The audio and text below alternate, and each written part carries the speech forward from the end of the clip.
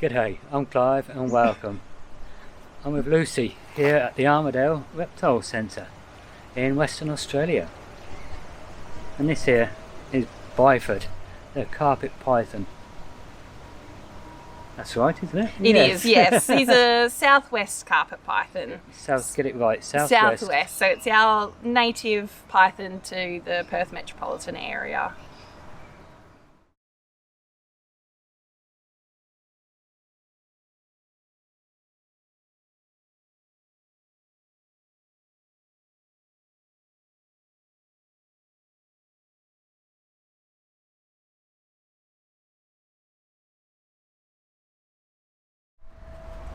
So some of the misconceptions about snakes. So the two that I've come across mostly that people have spoken to me about, the biggest one is that of a snake chasing them, particularly out of anger or out of a desire to hurt them. And that's inaccurate, that's not true. So commonly what happens with snakes is they go into two responses when they're threatened. They have a flight response or a fight response. More often than not, they'll have the flight response. So that's basically where their biggest desire is to get away.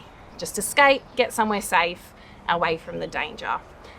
So this flight response means that they always head towards what's called a refuge. So it's their safe space. Unfortunately, sometimes this safe space, they know where it is. Sometimes it's around the danger or the human being, and they have to move directly towards the human being to get to their safe space. So, for example, when we've done relocations and we've let an animal go in its environment that it came from, and we'll notice that even though we have it down, pointed in a certain direction, it will simply turn straight back around, go through our legs and pop down a mouse hole that was about 1 metre behind us. They know where their safe spaces are. They know where they can go and they'll be out of the danger. Unfortunately, sometimes it just means that that safe space is around the danger area, which is the human being. So they don't have any malicious intent. It's simply a desire to escape, get away and be safe. The other major misconception that I hear a lot of is actually to do with the venomous snakes. And that is that baby snakes, baby venomous snakes in particular, are actually more dangerous than the adults. Again, not entirely true. And that's simply because if you're just looking at a biological perspective, you've got a fully grown adult versus a small little 30 centimetre hatchie. Everything about that 30 centimetre hatchie is going to be smaller than an adult. Their fangs are going to be smaller, their venom sacs are going to be smaller, everything about them is going to be smaller. So a bite from a baby venomous snake, while still can be dangerous, particularly to small children or to pets, is at a far less likelihood of actually, one, piercing your skin, particularly if you're wearing, your recommended PPE when you're going bushwalking and things like that. But two, if you don't get close enough to even allow that to happen. So it can be difficult for their fangs to break through skin, particularly skin that's highly calloused. So a lot of people have heavy calluses on their hands, and when they're gardening, they might get bitten. So it is unlikely that it can get through. And then even if it does get through, the yield of venom, so the amount of venom that baby snake can carry within their body, is also significantly lower. So that's not to say that they can't still cause significant physical injury to people, and particularly to small children, the elderly and pets. But the notion that they're more dangerous than the adults is not entirely correct. They do have a bit of a stronger fight response. As you can imagine, being 30 centimetres long when they're first born against like a 6-foot human is incredibly intimidating, as opposed to being a good 1.5 to 2 metre long adult who's been in the world for many years and understands it a little bit better. So you're saying about that child thought went then. Yeah, it happens sometimes. Yeah. Oh yeah, about the biting and the teeth. I think we spoke about earlier. Yes. About the difference between a python. Yeah. Constrictive. Constrictive. Yeah. Sorry. Yeah. Yeah. versus a venom. Venomous. Yeah. So they do have two very different dentitions, and that does purely reflect how they capture their prey. So with your venomous snakes, within Australia we have two major groups. One of them is called the colubrids, and they're notorious for being rear-fanged, so their fangs are facing backwards sort of thing. And the other one is the elapids. The elapids are front-fanged, so they're your very traditional, at the front, you can see them. We have primarily elapids that people come across in not only WA but the Perth area. So you have your typical front-fanged animals. With those animals, the fangs are attached to the venom sacs, which are located in the head. Yeah. And then so similar to a bee sting, it's the action of a bite and then the injection of the venom into the, usually into the muscle or to the tissue of the body, not directly into the bloodstream, which many people believe. Whereas, and then they can either hold on, which is very likely, or they also are able to then let go. The prey then might escape, get away, move along, but it's got venom in its body. Depending on the yield that it puts in its body and what prey it's had, will depend on how long it takes before that prey, basically goes down and dies. And then the snake is able to follow the scent trail to find that animal again and collect it back up and have its dinner. Yeah. Whereas pythons, they don't have that ability. So once they catch their prey, they have to hold on to it. If it escapes from them, then they lose their dinner. So that's where the constriction part comes in incredibly handy. And they wrap around really, really, really tightly, and then it can't get away. With their teeth, with pythons, they still have those two front fangs, but they also have many more teeth in their mouth. So a python actually has over 100 teeth in its mouth. And those teeth come in handy when gripping onto something that may be still moving, but then it's also very handy when they're chewing. So a lot of these fangs and these teeth face slightly backwards at the tip. So basically when they're eating, it's hard for something to come backwards and come out its mouth. It's kind of a way to help them drag it down their body. So they do have significant differences there. But it is hard to tell that when you're out in the bush and you just see one. You wouldn't be looking at their teeth to find out. So that's one of the major differences between the venomous and the pythons. Yeah. So what other things would you say are the differences between the venomous and non-venomous? A big difference is locations. So you'll find that whilst you do have reptile-eating venomous snakes, you also have pythons that will eat venomous snakes as well. So you do have them crossing over with each other quite a lot, but you'll find that their location and the habitat that they are involved with can be very, very different. So for example, the carpet python, he lives right up in the tops of the trees. And so he's known as an arboreal animal, whereas the vast majority of your venomous snakes, they're down on the ground hunting within the rocks and the leaf litter and things like that. So depending on what they eat as well, venomous snakes are quite notorious for predating heavily on mammals as well. So that can be a big difference between them. But there's always exceptions to every rule. There is a notion about the looks of venomous versus pythons. So a lot of people believe that this triangle shaped head that Bifid's exhibiting is a typical trait of all pythons, whereas venomous snakes have more of a streamlined head with their body, and it kind of comes into one.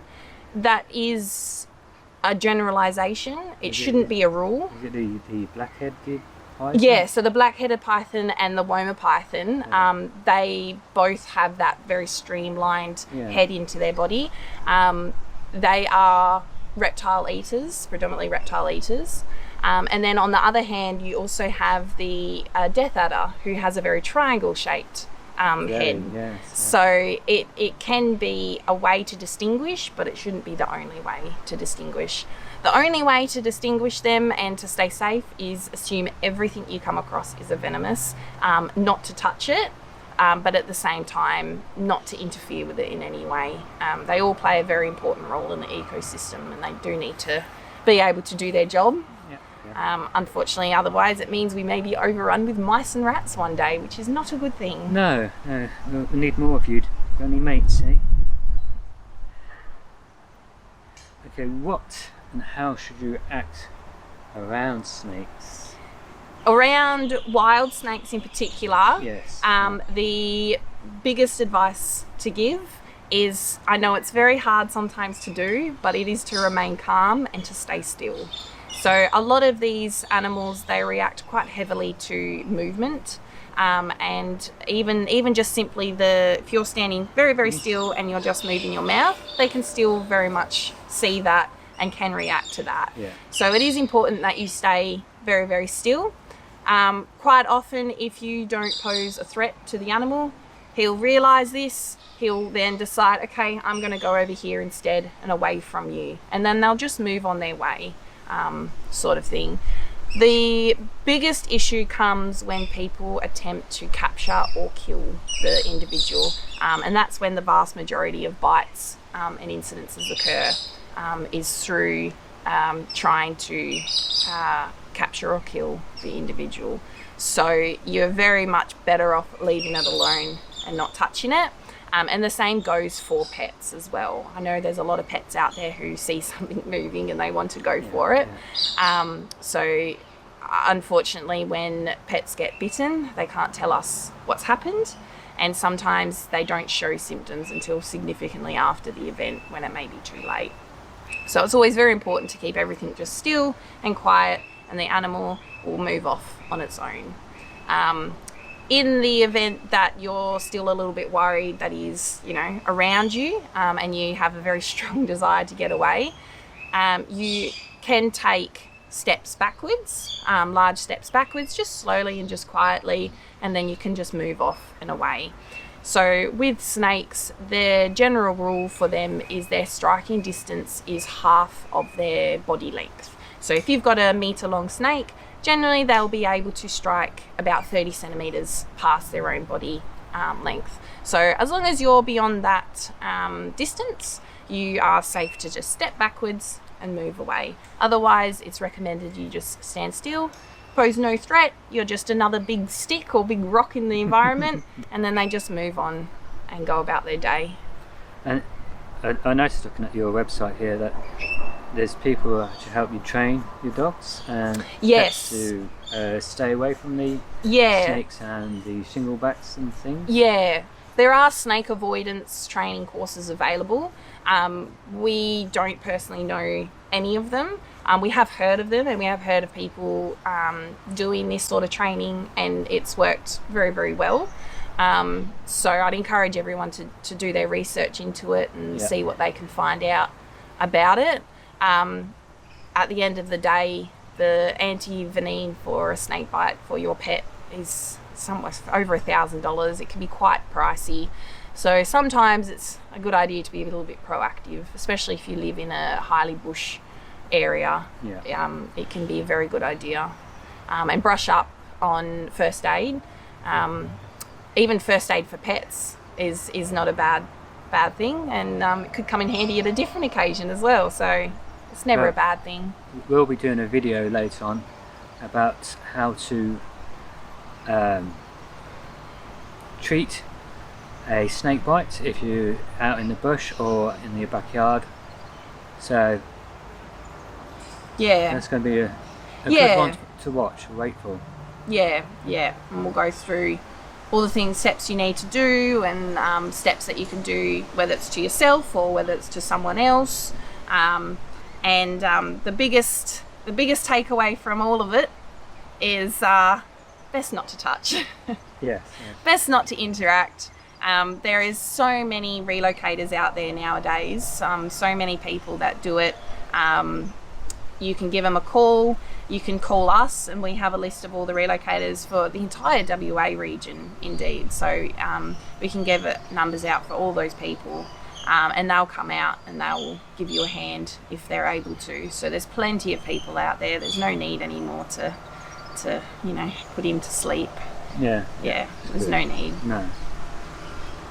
Oh, thank you for that. You're very welcome.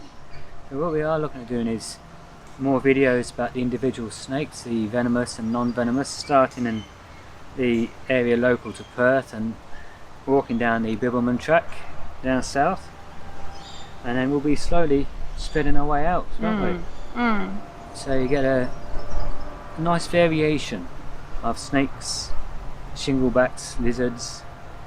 We've got different birds. Blue tongues.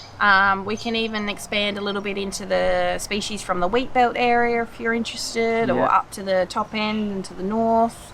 But we've got plenty within within the Perth metro area to keep us occupied for quite a while. We'll probably go through some of the animals that are also common pets as well, because even though you may not find certain individuals naturally in the Perth metro area, there's a lot of keepers, private keepers with these animals, so it's good to be able to identify an animal that doesn't actually belong. Yes. And be able to notify the proper authorities about it.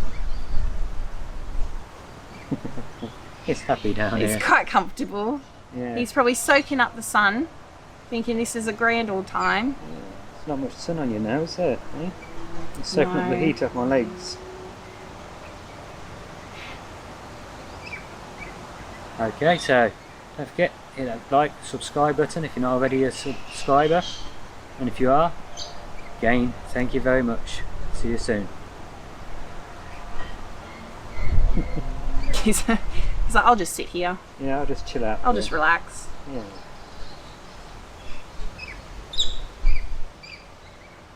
Okay. Can you feel me stroking?